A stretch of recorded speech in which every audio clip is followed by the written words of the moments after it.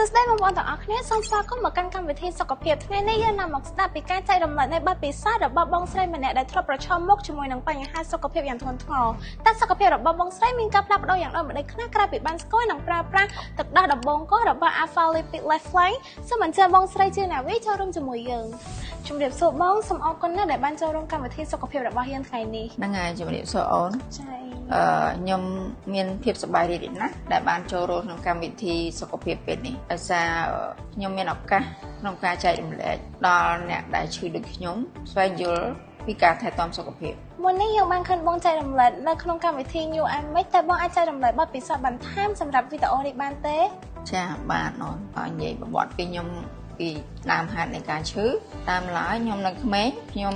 ធ្វើការប្រើកម្លាំងខ្លាំងធ្វើឲ្យឆ្អឹងខ្នងនាងខ្ញុំប្រេះមានបញ្ហាធ្ងន់ធ្ងរនិងមានបញ្ហាធ្លាក់ទឹកចិត្តហើយនឹងមានបញ្ហាពោះវៀនផងដែរបន្ទាប់ពីខ្ញុំទៅពិនិត្យនៅវៀតណាមវិជ្ជាបណ្ឌិតវៀតណាមបានណែនាំឲ្យខ្ញុំនឹង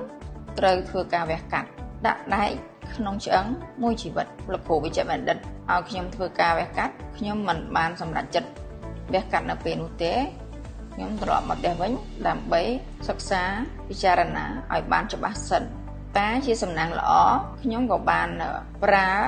បានស្គាល់និងបានប្រើសាក់លបងលើផលិតផលទឹកដោះគោ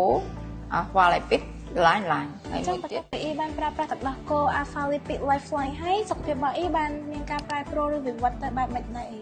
ចាបន្ទាប់ពីខ្ញុំប្រើទឹកដោះគោនេះហើយសុខភាពខ្ញុំវាបានប្រសើរបន្តិចម្ដងធ្វើឲ្យសាច់ដុំយើងហើយនិងឆ្អឹងយើងមានសភាពរឹងមាំជាងមុនហើយបញ្ហាប្រព័ន្ធរំលាយអាហារហ្នឹងក៏ប្រសើរហើយនឹងស្មារតីអារម្មណ៍យើងក៏ល្អដែរចឹងបន្ទាប់ពីអ៊ីបានប្រើប្រាស់ជាមួយនឹងទឹកដោះគោ Alpha Lipid Lifeline ហើយមានន័យថាសុខភាពរបស់អ៊ីបានល្អប្រសើរខ្លាំងជាងមុនមែនតើអ៊ីចាហ្នឹងហើយឥឡូវនេះសុខភាពខ្ញុំល្អប្រសើរជាងមុនខ្លាំងឆ្អឹងរបស់ខ្ញុំក៏វាបន្ថយការឈឺចាប់ជាងមុននិយាយរួមទៅវាធូរច្រើនបើប្រៀបធៀបជាមួយការពេលដែលយើងឈឺដើរអត់ចង់រួចតែឥឡូវវាសរសៃអីលែងឈឺហើយអញ្ចឹងពេលណាដែលយើងជាអស់យើងមានអារម្មណ៍ថាខ្លួនយើងស្រាលហ្នឹងហើយអរគុណច្រើនបងសម្រាប់ការចែករំលែកបទពិសោធន៍ដ៏មានតម្លៃនេះវាបង្ហាញថាការជ្រើសរើសផលិតផលដែលមានគុណភាពដូចជាទឹកដោះគោ Alpha Lipid Lifeline អាចជួយទៅដល់សុខភាពទូទៅនិងជួយធ្វើឲ្យជីវិតរបស់លោកអ្នកកាន់តែល្អប្រសើរខ្ញុំសង្ឃឹមថាការចែករំលែករបស់បងស្រីគឺអាចជាផ្នែកនៅក្នុងការបំផុសគំនិតនិងជាកម្លាំងចិត្តទៅដល់អ្នកទស្សនាទាំងអស់គ្នាជាចុងក្រោយខ្ញុំសូមអរគុណនិងជួបគ្នានៅក្នុងកម្មវិធីសុខភាពនៅពេលក្រោយ